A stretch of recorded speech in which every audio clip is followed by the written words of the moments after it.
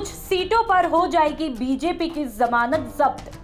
सचिन पायलट के बयान ने उड़ाए सबके होश। जी हां, राजस्थान में अब चुनावी मतदान के बाद सबकी निगाहें 4 जून पर टिकी है कि आखिरकार किस सीट पर कौन पहनेगा विजय हार और किसकी होगी हार। इस बीच कई सर्वे रिपोर्ट्स और कई बयानों ने हलचल मचा रखी है और इसी बीच सचिन पायलट के बयान ने सबके होश भी उड़ा दिए हैं। जी हां, जानकारी के मुताबिक एक इंटरव्यू में कांग्रेस नेता सचिन पायलट ने कहा कि रविंद्र भाटी नौजवान है, उन्होंने चुनाव ताकत से लड़ा, लेकिन लोग जानते हैं कि हमें देश में सरकार बनानी है। व्यक्तिगत पसंद और नापसंद का मुद्दा नहीं है, सरकार बनाने के लिए कौन ज्यादा महत्वपूर्ण है, लोग इसको ध्यान में रखकर वोट करते हैं। बाड़मेर में भी ऐसा ही हुआ है। और तो और कांग्रेस नेता सचिन पायलट ने यह भी दावा किया कि बाड़मेर लोकसभा सीट कांग्रेस भारी अंतर से जीतेगी। साथ ही पायलट ने दावा किया कि बाड़मेर में बीजेपी तीसरे नंबर की पार्टी बनेगी। पायलट ने कहा कि बाड़मेर में बीजेपी की जमानत भी जब्त हो सकती है। तो वहीं रविंद्र भाटी क्या कुछ कहते हैं, एक बार वो भी सुन लेते हैं। मैं आपको बताना चाहूंगा कि जब एक कोई 26 साल का युवा चुनाव लड़ने के लिए आगे आता है, साधारण परिवार से कोई निकल के आगे आता है, तो पक्ष और विपक्ष किसी को भी ये ठीक नहीं लगता कि भाई एक नया लड़का आगे कैसे आ गया। तो कई सारे साजिशें और षड्यंत्र होते हैं, उनमें से एक ये भी हुआ। अननेसेसरी सरकार के पावर्स का मिसयूज हुआ आचार संहिता के दौरान, और पहले भी कई सारे लोगों को डिटेन किया गया। गत दिन पहले भी मेरे एक साथी को डिटेन किया गया, अननेसेसरी बुरा बर्ताव उनके साथ किया गया। तो ये गलत था, मैंने इसका विरोध भी किया।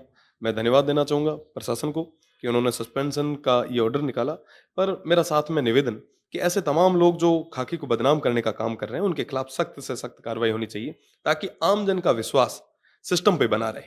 अगर इस तरीके से रक्षक ही भक्षक बन गए तो इस जनता की, इस समाज की सेवा कौन करेगा, इसकी सुरक्षा कौन करेगा। तो मुझे लगता है कि जो भी ऐसे आरोपी होते हैं उनके खिलाफ सख्त कार्रवाई होनी चाहिए। अच्छा, एक आपका डायलॉग चुनाव में फेमस रहा, लाठा रहे, क्या मतलब है इसका? लाठा रहे इन द सेंस कि मजबूत रहो। मजबूत मेरे यहाँ के लोग हैं।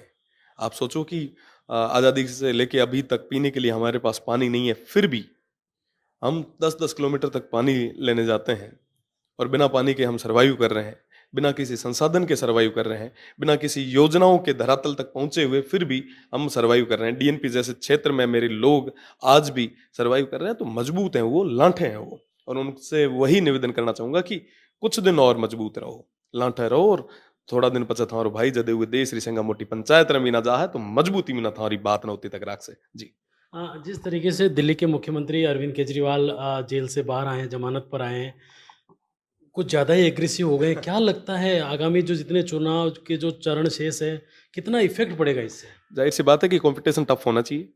जब कंपटीशन होता है, जब पक्ष और विपक्ष दोनों मजबूत होते हैं, तो जाहिर सी बात है कि जनता का भला होता है। मैं तो चाहूँगा कि सब मजबूती से अपनी अपनी आवाज़ रखें और जनता पे ये निर्णय छोड़े, क्योंकि वैसे भी जनता ही ये तय करेगी कि दिल्ली की उस तख्त पे कौन बैठेगा, उन सीटों पे कौन बैठेगा। तो सुना आपने, रविंद्र सिंह भाटी का कहना है कि अब जनता तय करेगी कि दिल्ली के तख्त पर कौन बैठेगा। बहरहाल ये तो 4 जून को नतीजों की तस्वीर में ही तमाम दिग्गजों की तकदीर का फैसला होगा। बाड़मेर सीट पर सबकी निगाहें हैं, कई सीटों पर कड़ा मुकाबला भी है। तो कुछ कांग्रेस दिग्गजों का कहना है कि हम आधा दर्जन सीटों पर वापसी करेंगे। आधा दर्जन का तो पता नहीं, लेकिन कुछ जानकार इतना दावा जरूर करते हैं